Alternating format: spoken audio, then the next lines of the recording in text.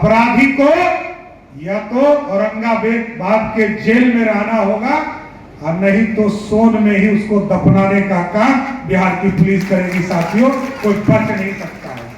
कई सरकारें आई चली गई, कोई सरकार नहीं दिखा जिसने किसानों की चिंता किया। यूपीए की 10 साल की सरकार चली साथियों, लोगों के 40,000 करोड़ रुपया भी इस देश के किसानों के माफ नहीं हो पाए। घोषणा तो हुई, लेकिन साथियों यदि चाहते हैं कि इस देश के विचारधारा को आगे खड़ा करना, डॉक्टर श्यामा प्रसाद मुखर्जी जी ने 1951 में सपना देखा था साथी, नहीं चलेगा 2 विधान, नहीं चलेगा 2 निशान, नहीं चलेगा 2 प्रधान। 1951 में देखा, हम कमिटेड लोग हैं। तब फिर अटल जी प्रधानमंत्री हुए, कई समझौते हुए, लेकिन हम अपने विचारधारा को नहीं भूले। जो 1951 में कहते थे 370 को उखाड़ेंगे, जैसे ही आपने 2019 में जनमत देने का काम किया, उसी 370 को उखाड़कर कचरे के ढेर में फेंकने का काम किया। यह है कमिटमेंट।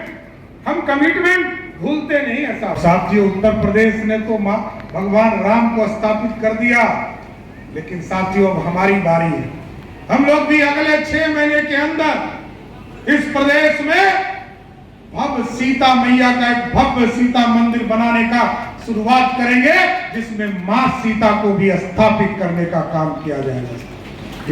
ये जिला झूठ मूठ का बदनाम है कि नक्सली है, हम, और जो नक्सली है वो अपराधी है और कुछ नहीं। अब कोई नक्सली नहीं है, कोई विचारधारा नहीं, वो सिर्फ अपराधी है। अपराधी को या तो औरंगाबाद के जेल में रहना होगा और नहीं तो सोन में ही उसको दफनाने का काम बिहार की पुलिस करेगी। साथियों, कोई बच नहीं सकता है। पिछले विधानसभा में भी हम 2005-15 के चुनाव में 1 सीट जीत पाए थे। 2020 के चुनाव में हम खाता नहीं खोल पाए। 2024 में हमारा खाता नहीं खुला। देखिए, इस इलाके के लोगों से मैं बड़ा स्पष्ट तौर पर आग्रह करना चाहता हूं, यदि मगध के लोग थोड़ा होशियारी से वोट किए होते तो 3-3 मंत्री इसी इलाके से होता, 3-3 कैबिनेट मिनिस्टर भारत सरकार। क्यों गवा रहे हैं? और यदि आप चाहते हैं कि आपके यहां विकास की किरण लगातार बढ़ते रहे और नरेंद्र मोदी जी की ताकत आप हो, नीतीश कुमार जी की ताकत आप हो, आज यदि सम्राट चौधरी यहां खड़े हैं, उसकी भी ताकत सिर्फ आप हो।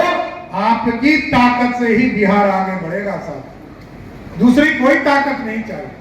हम दूसरे को चीनते हैं, दूसरे लोग 15 साल तक बिहार में राज किए, वो पैसा भी खर्चा नहीं कर सकते साथी, और वहां एक ही परिवार, एक ही व्यक्ति राजा वहां एक ही हो सकता है, दूसरा कोई नहीं हो सकता है। यहां तो सेवक होते हैं, प्रधान सेवक दिल्ली में बैठा है और बिहार के प्रधान सेवक पटना में बैठे हैं, लेकिन वहां तो एक राजा है, एक रानी है और 2 राजकुमार और 7-7 राजकुमारी है साथियों। अब आपको तय करना है, राजशाही चलाना है कि लोकतंत्र चलाना है।